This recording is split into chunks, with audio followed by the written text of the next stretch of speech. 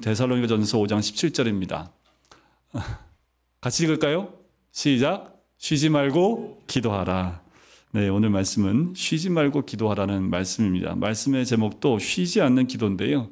신앙의 성숙에 대한 부분을 이야기할 때 기도가 빠지질 않습니다. 기도는 신자에게 있어서 어쩌면 가장 쉽기도 하고 가장 어려운 부분이 이 기도이지요. 가장 쉽다고 이야기하는 건요, 우리 아이들도 애기들도 할 수 있는 것이 기도이기 때문에 그렇습니다. 누구라도 참된 믿음을 가졌다면 하나님께 어린아이처럼 나가 기도할 수 있지요. 하지만 아무리 뛰어난 신학자나 목사라 할지라도 기도가 쉽다고 말하는 사람은 제가 들어본 적이 없습니다. 그만큼 이 기도라는 것이 쉽게 생각할 수도 있지만 또 어렵게 생각하면 참 어떤 사람도 쉽지 않다고 얘기하는 것이 기도입니다. 청교도의 황태자라고 불리는 존 오웬 목사님이 이런 말씀을 하세요. 기도는 모든 은혜가 베풀어지고 모든 죄를 대적하며 모든 선한 것을 얻고 각 단계마다 우리의 온전한 순종이 관련되어 있는 단 하나의 의무다.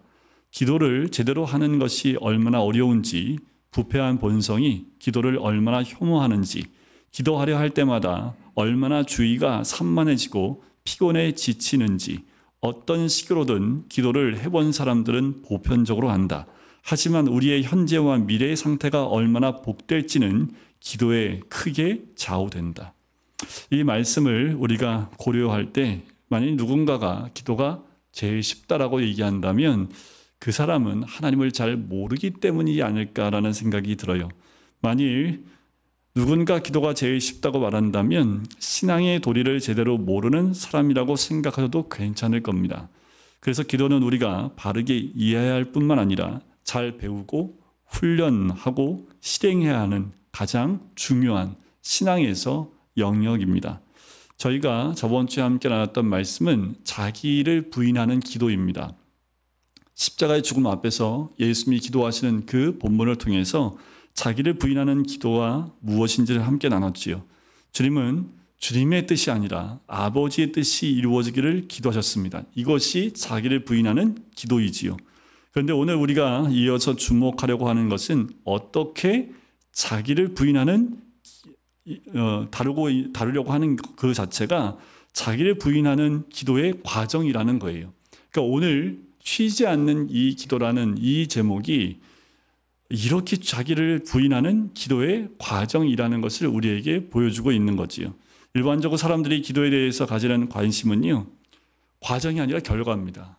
기도에 대해서 응답되어지는 그 결과에 집중되어 있습니다. 그래서 사람들은 기도를 어떤 목적을 이루는 수단으로 생각하지 자체를 목적이라고 생각하지 않는 경향이 있어요. 이것이 우리 대부분의 기도에 대해서 바르게 접근하지 못하는 모습입니다. 피터 포사이스라는 분이 이렇게 얘기를 해요. 기도의 과정 전체가 기도에 대한 응답이다. 모든 진정한 기도는 기도를 발전시키며 기도할 힘을 더욱 불어넣기 마련인 것이다. 또 이렇게 얘기합니다. 우리는 더 나은 기도를 위해서 기도한다. 자, 이 말의 의미를 이해하시겠습니까? 여러분, 우리를 무엇을 얻으려는 목적으로 사랑하는 사람과 대화하는 사람이 있습니까? 사랑하는 사람과 대화하는데 그 사람과 대화할 때 어떤 목적을 이루기 위해서 사랑하는 사람과 대화하는 사람은 없을 겁니다. 그 사람과 대화하는데 목적을 얻는 수단으로 그 대화를 수단으로 하지 않는다라는 거지요. 우리는 사랑하는 사람과 대화를 하고 나서 내가 무엇을 얻어냈는가에 대한 결과를 평가하지는 않지요. 사랑하는 사람과의 대화는 그 자체가 의미가 있지요. 그리고 그 사랑하는 대화를 사랑하는 사람과의 깊은 대화를 통해서 그 자체로 더 깊이 알아가고 더 그 자체가 가장 중요한 하나의 과정이 되는 거지요. 어쩌면 그 자체가 이미 목적이 된 것이지요. 더 깊어지기 위해서, 더 사랑하기 위해서 대화를 더 많이 하는 겁니다. 바로 피터 포사이스가 말하는 것이 이거예요. 기도하면 할수록 더 주님과 대화하면 대화할수록 그 대화의 깊이로 더 들어가고 하나님과 더 가까워지는 거지요. 만일 우리가 기도를 무엇을 얻기 위한 수단으로 이해하고 있다면 우리는 기도를 너무 모를 뿐 아니라 하나님에 대해서 거의 모르고 있다라고 보시면 돼요. 이렇게도 얘기하죠. 기도해봤자 아무것도 이루어지는 게 없어. 기도가 무슨 소용이야? 라고 이야기할 수도 있습니다. 왜냐하면 어떤 기도의 제목을 가지고 오랫동안 기도했는데 그 기도에 대한 결과나 어떤 응답을 받지 못하면 낭망한 가운데 이런 표현을 할 수도 있지요. 하지만 기도의 결과로만 기도를 판단한다면 하나님을 인격적으로 대하는 것이라고 말할 수 없겠지요. 여기에 우리의 신앙의 근본 원리를 적용해 볼 필요가 있습니다. 우리가 함께 공부했었던 웨스트민스터 소요리 문답의 첫 번째 질문입니다. 이 첫 번째 질문이 너무 중요한 것은 이것이 우리 신앙의 큰 전제가 되어야 되기 때문에 그래요. 이것은 우리의 신앙의 모든 것의 결론이기도 합니다. 자, 여기서 이렇게 질문합니다. 인생의 제일 가는 목적이 무엇이냐라고 질문을 해요. 거기에 답은 이렇습니다. 인생의 제일 가는 목적은 하나님을 영원롭게 하고 그분을 영원토록 즐거워하는 것입니다.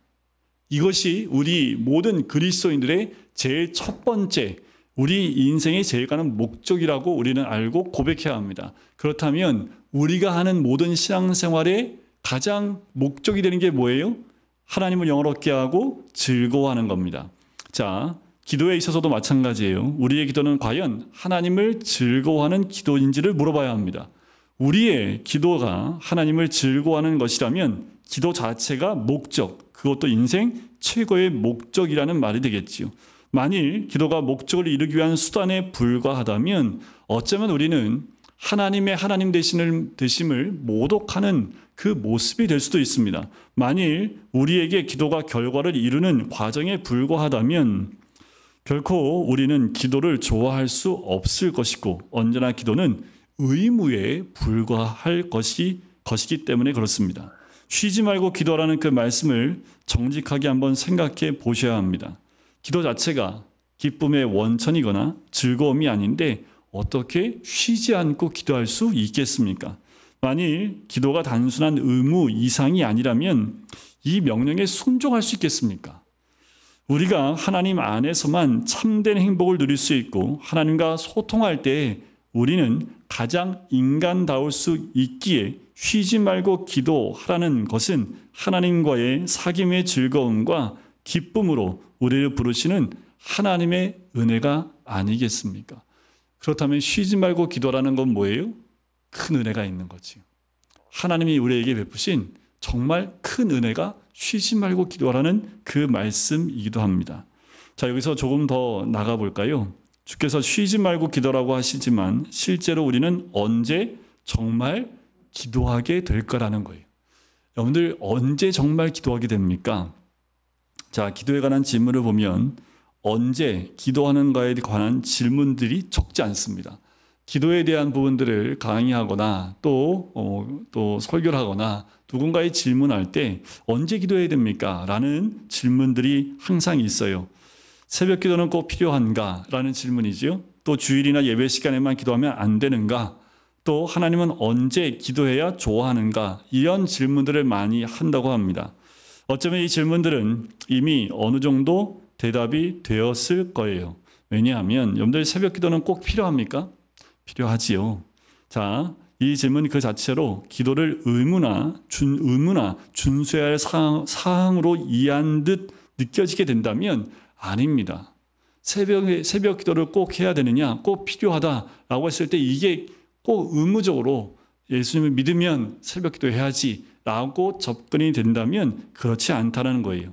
기도는 꼭 필요하지만 새벽 기도가 꼭 필요하다고 말할 수는 없습니다. 이 질문을 좀 바꾸어 표현하면 이런 거예요. 남편이 아내한테 하는 말이지요. 여보, 오늘 좀 피곤하니까 우리는 힘든데 이 시간에 꼭 데이트를 해야겠소. 우리 주말에 한꺼번에 모아서 좀 몸이 괜찮을 때 그때 합시다. 라고 얘기하는 거 별 차이가 없지요. 우리 주일에만 나와서 기도하면 안 됩니까? 하면 남편과 아내가 서로 얘기를 주중에는 우리 힘드니까 말하지 말고 주말에만 모아서 함께 얘기합시다. 이거하고 똑같다라는 거예요. 더 나아가서 보아도 더 보고 싶고 만나면 더 만나고 싶은 결혼하기 직전의 연인들이 이렇게 얘기한다고 생각해 보세요. 우리가 전화를 할 필요가 있습니까? 일주일에 한 번 만날 때만 대화를 나누도록 할까요? 라고 얘기한다면 싸움 나겠지요. 남자들은 이런 얘기 합니다. 그러면 반드시 싸움 납니다. 여러분들 이렇게 사귈 때 보면 만나고 왔는데 밤새 통화하잖아요. 그 다음날 또 볼 건데. 만나고 데이트하고 와서 밤에 한 3, 4시간 또 통화를 해요. 그리고 3, 4시간 자고 또 만나요.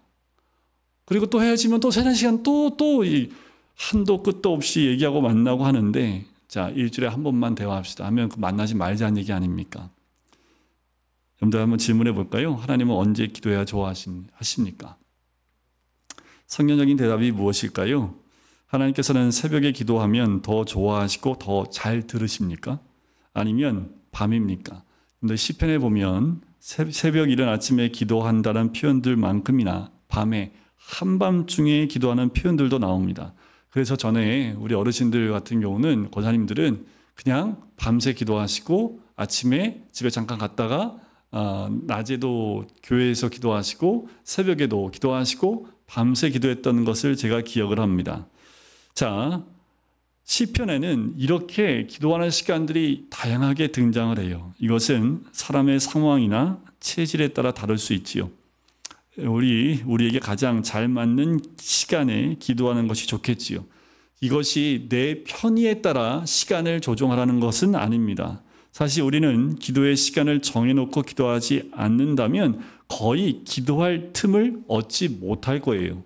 새벽이 방해받지 않는 시간이라는 점에서 기도하기에 가장 적절한 시간이기에 목사님들이 저도 포함해서 이 새벽 기도를 많이 추천을 합니다.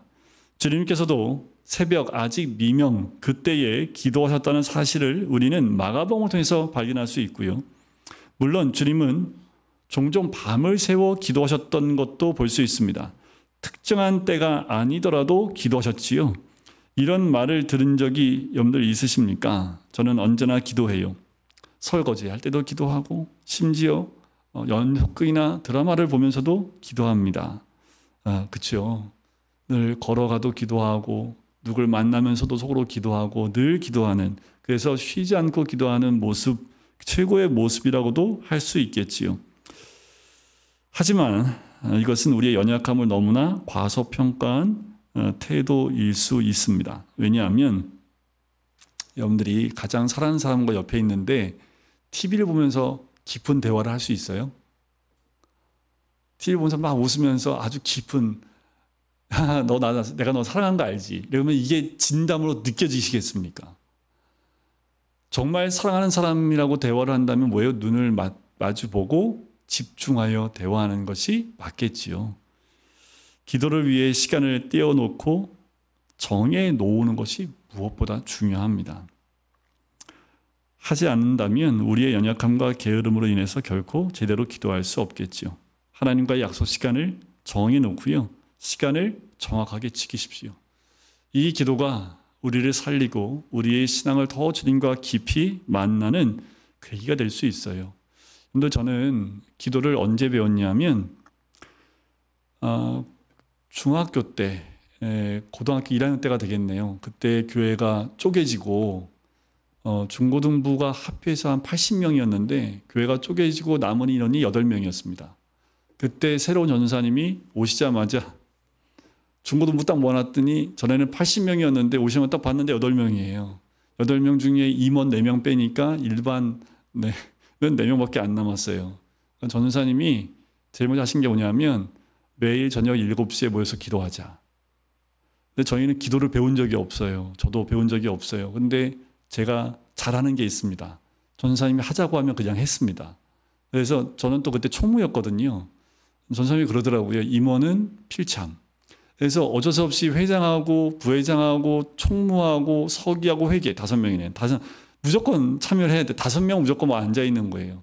근데 제가 다녔던 그 교회, 모교회는 지하가 마루바닥이었습니다. 불 꺼놓으면요 정말 아무것도 안 보입니다. 빛이 하나도 없어요. 그런데 그 안쪽으로 들어가서 기도 룸이 따로 있어요. 한참을 걸어 들어가서 안쪽에 룸으로 들어가야 되니 얼마나 무섭습니까? 밤중에. 근데 밤중에 전사님이 통성기도를 하자라는 거예요. 통성기도가 뭔지도 모르는 때였습니다. 통성기도는 그냥 소리내서 기도하는 거래요. 기도도 안 배웠는데 통성으로 기도한대요. 근데 불을 꺼요. 그러니까 무서워서 소리 지르게 되더라고요. 자연스럽게. 그렇게 한 달을 기도를 했더니요. 기도가 뭔지 모르겠는데 기도하게 되더라고요. 그리고 그렇게 한 달을 빠지지 않고 월요일부터 금요일까지 빠지지 않고 매일 기도를 했습니다. 그 기도가 그 교회 전통이 돼서요. 처음 나온 애들도 무조건 그 통성기도에 무조건 다 나왔습니다. 5명이 했던 기도가 한 3년 되기 전에 40명까지 늘어났던 경험을 했는데, 제가 기도도 모르고 통성기도가 뭔지도 모르고 그냥 통성기도 하자니까 그냥 말로 했는데, 정확하게 한 달 이후에 예수님을 영접하고 성령의 역사를 경험하게 됩니다. 여러분들, 기도를 경험하는 것 왕도가 따로 없지요. 어떻게 기도하는 것이 잘하는 것인지 그 방법은 없습니다. 어떻게 하면 돼요? 하면 돼요. 하다 보면 성령이 임하시면 기도의 입술이 열리기 시작을 하는 거지요. 자, 이 점에서 저는 새벽 기도에 참석하는 것은 기도를 훈련하는 사람들이나 기도를 회복하는 사람들에게는 추천할 만합니다. 사람의 몸이 어떤 것에 익숙해지는 데는 보통 40일이 걸린대요. 그래서 오늘의 교회나 큰 교회 보면 특세가 며칠이에요? 40일 특세합니다. 40일. 1년에 3번 합니다. 오늘의 교회 보니까 마지막 송구영신 예배 앞뒤로 새해 앞뒤 그래서 20일, 20일에서 40일을 하고요. 또 고난주간 40일 특세 또 하고요. 또 추수감사절이 있을 때 또 40일 특세를 합니다. 그러니까 1년에 며칠을 하는 거예요. 며칠을 하는 거예요. 120일은 무조건 특세로 해서 40일 동안 무조건 나옵니다. 왜 40일을 특정을 졌냐면 성경에 40일이 많이 나오기 때문이기도 하지만, 사람이 어떻게 이게 습관이 되는데 40일을 해야지 습관화될 수 있다고 얘기를 해요.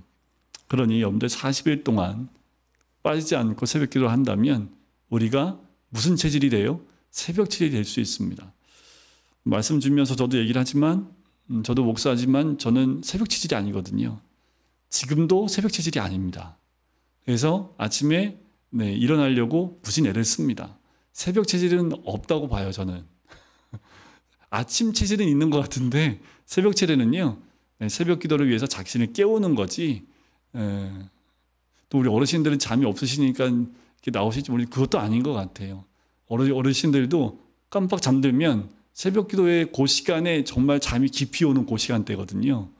밤새 새벽 4시까지 잠 안 오다가 요 새벽 시간대에 딱 잠이 드는 경우가 많습니다. 그래도 새벽을 깨우는 것, 훈련하는 데는 새벽 기도만큼 좋은 시간은 없지요. 베드로와 요한이 성전 미문의 앉은뱅이를 고쳤던 사건이 사도행전 3장에 나오지요. 그때 보면 제9시 기도 시간에 베드로와 요한이 성전에 올라갈세라고 나옵니다. 자, 제9시 기도 시간이라고 나와요.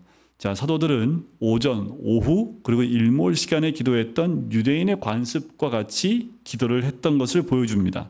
그러니까 제9시는 오후 3시 기도 시간이었습니다. 사도들이 그러했다면 우리도 시간을 정해서 기도하는 것이 당연하겠지요. 자, 좀 더 들어가 볼까요? 우리가 언제 기도합니까? 이 언제라는 말을 또 한 번 제가 말씀드리는 것은 단순히 언제 때나 밤이나 새벽 몇 시를 묻는 질문이 아닙니다. 조금 전엔 시간적 의미에서 말씀을 드렸다면 지금은 사건적 의미의 언제입니다. 그러니까 이거를 카이로스적 시간이라고 보통 얘기하는데, 우리가 어떤 때 하나님을 기억하고 기도합니까? 절박할 때이죠. 뭔가 절박한 필요나 뭔가 문제가 해결되어질 때, 기도하지 않으면 안 될 때가 됐을 때, 그때 우리는 기도를 합니다. 내 힘으로 되지 않을 때 비로소 기도하는 거지요. 그것도 절박한 상황일 때 부르짖어 기도합니다. 우리가 평소에는 기도하지 않다가도 공고한 삶의 자리로 내려갈 때 기도밖에 할 수 없다는 것을 깨닫고 하나님 앞에 나와 부르짖어 기도하지요. 이것은 분명히 은혜입니다. 왜냐하면 사람이 공고하다고 해서 다 기도하는 건 아니에요. 성경에 보면 아하스 왕이, 유다 왕이 있습니다. 이는 병이 들었고 공고해졌을 때 오히려 더 하나님을 대적했던 왕이 아하스 왕이에요. 이 아하스 왕이 공고할 때 더욱 여호와께 범죄하여 라는 말씀이 나옵니다. 그러니까 우리가 기도할 수밖에 없는 그런 상황임에도 불구하고 기도하지 않고 하나님을 대적하는 사람도 있다라는 거지요. 고난은 하나님께서 사랑하는 자녀를 오라고 부르시는 사인입니다. C.S. 루이스가 말한 대로 고통은 하나님의 메가폰이다 라고 이야기합니다. 고통을 통해서 소리 지르시는 하나님께로 다시 나왔다면 이제 그 상황이 안정되었을 때는 하나님과 더 깊은 사귐으로 들어가야 한다라는 거지. 그런데 일반적으로 부르짖어 기도할 그 상황이 해결이 되면 기도를 멈추는 경우가 많다라는 거지요. 방지일 목사님하고 해서 우리 교계에 굉장히 연세가 많으신 존경받는 어르신 목사님이 생전하신 말씀이 있습니다. 사실 통성기도는요, 길선주 목사님이 맨 처음 시작한 것인데 라면서 얘기하세요. 통성기도를 하되 내 기도 소리가 내 귀에 들릴락 말락하게 해야 합니다. 통성기도가 주여 삼창 외치듯 만세 삼창 하듯이 소리를 높이는데 하나님 귀 안 먹었어요. 목사님 하신 말씀이에요. 기도란 이불 속에서 내외간에 속삭이듯 재미있게 그렇게 해야 되는데 수백 명이 모여서 떠들면 서로 방해만 돼요. 기도는 하나님과 나누는 대화인데 소곤소곤해야 기도가 더 맛있고 하나님과 잘 통해요. 아마도 이제 이 방지의 목사님은 일상적인 기도가 어떠해야 되는지를 가르쳐주는 말씀이라는 생각이 들어요. 예를 들면 아버지하고 아들이 대화를 하는데 아버지 하면서 맨날 소리 지르면 밖에서 싸우는 줄 알겠죠. 그런데 때로는 아들이 아버지를 간절히 원할 때는 아버지의 이름을 크게 부를 때도 있죠. 그런데 평상시에 그렇게 부르면요, 좀 싸우자는 얘기 아닙니까?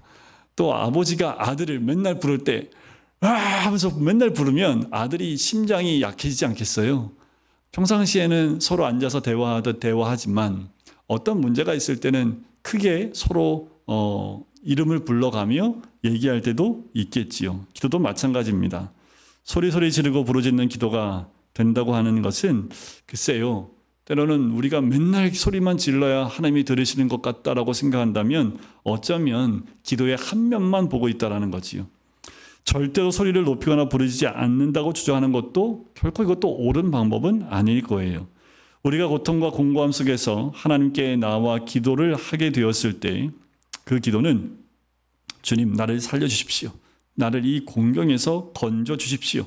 이 문제를 좀 해결해 주십시오 하는 내용일 겁니다. 그러나 정작 그 문제가 해결되고 나면 우리의 기도도 중단되는 경우가 굉장히 많습니다. 거의 99%의 가능성이 높아요. 어쩌면 이제 기도해야 될 때인데 여기서 기도가 그치는 거지요. 어쩌면 우리 삶에 기도 외에는 방법이 없다는 그 사건이 왔다면 그것은 하나님이 나를 만나고 싶기 때문에 우리에게 그 사건을 주신 것이고 그 사건이 해결됐다고 한다면 더 하나님과 함께 깊은 교제의 자리로 들어가기를 원하시는 것이 하나님이 원하시는 것 아니겠습니까? 무엇이 문제입니까? 우리가 필요로 하는 그것을 필요로 하는 우리 자신의 존재로 가지 않는다라는 거예요. 더 하나님과 만나서 나를 볼 수 있는 그 자리까지 더 깊이 들어가지 않는다라는 거지요.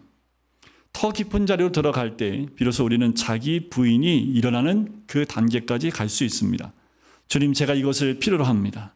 이것을 제게 허락해 주십시오 하는 기도에는 자기 부인이 없어요. 그러나 필요해서 자신의 존재를 바라보는 자리까지 가면 거기서는 자기 부인이 요구될 수밖에 없습니다. 정말 중요한 것이 내가 하나님께 달라고 하고 구하는 그것인지 그것을 달라고 요구하는 나 자신의 변화인지를 구분하게 된다라는 거지요. 내가 그 필요 때문에 절박하게 하나님께 엎드려 간구하고 있는데 어느 순간 하나님께서 나를 부르신 거구나. 지금 내게 바라시는 것은 그걸 달라고 매달리는 수준이 아니라 그 필요 때문에 나를 하나님께 나오게 하셨고 하나님 앞에 나온 나 자신을 보게 하시는구나라는 그 깨달음이 오는 거지요. 그리고 우리는 우리 자신이 필요로 하는 것은 바로 하나님 자신이라는 사실을 봐야 합니다. 이것이 하나님께서 하나님께 나오도록 때로는 우리에게 이런 절박한 상황을 주신 이유이기도 합니다. 바로 그 하나님을 필요로 하는 나의 그 자체 바라보게 될 때 우리 안에서 비로소 내가 자기를 부인하는 기도 가운데 들어갈 수 있는 거예요. 그때 비로소 주님의 뜻이 이루어지기를 원합니다 라고 고백할 수 있는 거예요. 이런 기도에는 치열한 씨름과 자기 부인의 과정이 있습니다. 씨름이 반드시 필요해요. 예수님도 땀방울이 핏방울이 되도록 기도하셨던 그 모습처럼 씨름하는 기도가 함께 나간다라는 거지요. 그런데 그런 기도가 이제 시작일 뿐입니다. 그리고 이런 기도의 자리에 이를 때에 성도는 기도를 통해서 하나님과 하나가 되는 즐거움과 기쁨을 경험하게 돼요. 이때 쉬지 않고 기도할 수 있는 기도의 문이 열리기 시작을 합니다. 기도 가운데 하나님을 만나 하나님 안에서 기쁨과 즐거움을 누리는 그 마음을 한번 경험하게 되면, 하나님의 뜻이 내 뜻이 되는 것을 한번 경험하게 되면 그 기쁨과 즐거움에 더 주님 앞에 무릎 꿇고 더 주님을 만나는 그 자리로 나아가게 된다는 거지요. 이 자리까지 나오지 않고 멈추게 되면 어쩌면요, 우리의 인생은 사건만 계속 주어지는 삶이 될 수 있습니다.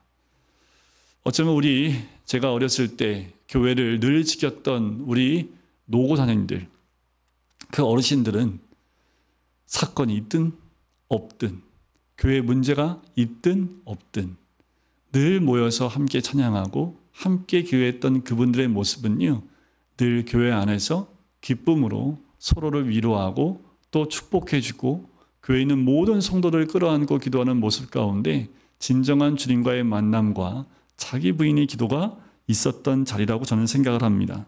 하나님이 원하시는 것은 단순히 내가 구하는 그 필요를 채우는 것이 아니라 나 자신의 존재라는 것을 봐야 하는 거지요. 하나님이 이런 방식으로 우리를 길러 가십니다. 그리고 우리의 기도는 어느 자리에 있는지를 체크해 보셔야 돼요. 필요할 때만 하는 기도인지, 아니면 주님과의 만남, 주님과 대화하는 것을 기쁨과 즐거움으로 우리가 나아가고 있는지를 보셔야겠지요. 오늘 본문에 사도는 쉬지 말고 기도하라고 말씀합니다. 너희가 절박한 필요 앞에 있을 때 너희를 도울 분이 계시다. 절박할 때 기도하라는 말이 아니라 쉬지 말고 기도하라는 말은 우리가 어떤 필요를 가지고 있든지 그렇지 않든지 기도하라는 겁니다. 어떻게 이 주님의 말씀에 순종할 수 있습니까? 그래요. 기도는 의무이면서 또 은혜이기도 합니다. 기도는 아래에서 올려다보면 무거운 짐이지만 하나님 곁에 서서 내려다보면 복이지요. 기도가 의무이자 은혜라는 사실을 알고 그것을 경험할 때 우리는 쉬지 말고 기도하라는 주님의 명령에 순종할 수 있습니다. 기도가 은혜라는 말은 우리가 기도를 통해 하늘의 기쁨과 즐거움을 얻었다라는 말이지요. 기도 속에서 우리는 하나님을 즐거워하고 기뻐할 수 있습니다. 우리의 기도가 이 단계로 나가기를 원합니다. 분명히 하나님께 나아가는 씨름의 과정이 분명히 요구돼요. 이 씨름을 통해서 우리는 하나님의 사람으로 빚어져 가는 겁니다. 주님은 우리에게 이 씨름을 허락하신다라는 거예요. 기도에는 씨름하지 않는 사람이 단 한 명도 없지요. 더 나아가서 한 가지는 육신적 기도의 수준을 넘어서야 한다는 겁니다. 육신적 기도는 내가 필요로 하는 어떤 것들을 간구하여 얻어내는 수준의 기도를 말하지요. 여러분, 이제까지 이런 자리에 머물러 있진 않았는지, 이런 거예요. 아이들이 어렸을 때 가끔 이런 생각을 하지요. 얘 언제 자라서 나하고 좀 대화다운 대화를 할 수 있을까? 라는 부모가 아이를 보면서 그런 생각을 할 때가 있지요. 애가 성장을 했어요. 그래서 어른이 돼서 부모가 어른 된 그 자녀와 함께 여러 가지 대화를 할 수 있는 단계까지 가면 뿌듯하지요. 그런데 몸은 컸는데 여전히 어린아이처럼 다고 하고 있는 그 수준에서 대화가 멈춰버린다면 부모의 마음은 참 마음이 아플 겁니다. 마치 부모는 친구처럼 대화를 하고 또 부모도 그 자녀에게 친구처럼 지금에 있는 모든 것들을 함께 나누며 함께 대화할 수 있는 그 모습을 원할 거예요. 하나님의 관계도 마찬가지입니다. 그러려면 육적인 기도에서 영적 기도로 나가는 거지요. 필요보다 하나님 자신 때문에 하나님과 더불어 함께하는 것을 좋아해서 하나님께 나가고 하나님과 시간을 더 오래 갖는 거예요. 여러분들 문제가 있을 때 고민하면 답이 안 나옵니다. 늘 주님 앞에 가지고 나가야 돼요. 왜요? 왜 그런 고민을 주셨다고요? 하나님이 나에게 오라고 부르신 사인이기 때문에 그렇습니다. 고난은 하나님의 메가폰이에요. 하나님이 나를 부르시는 사건이라는 거지요. 그리고 그 사건만 해결되는 것이 아니라 주님과의 깊은 교제와 만남 가운데 그 안에서 참 은혜를 누릴 때 주님은 쉬지 말고 기도하라는 그 말씀처럼 늘 주님 안에서 은혜를 누리라는 말씀이기도 합니다. 우리 모든 성도님들, 우리 모두의 기도가 이 영적 기도의 자리까지 나가길 간절히 소원합니다. 육적 기도가 필요 없다는 것 아니에요. 육적인 기도도 우리는 해야 합니다. 하지만 거기에 머무르지 않고 영적인 자리까지 함께 나가셔서 함께 기도하는 우리 모든 성도님 되시기를 주님의 이름으로 간절히 축원드립니다.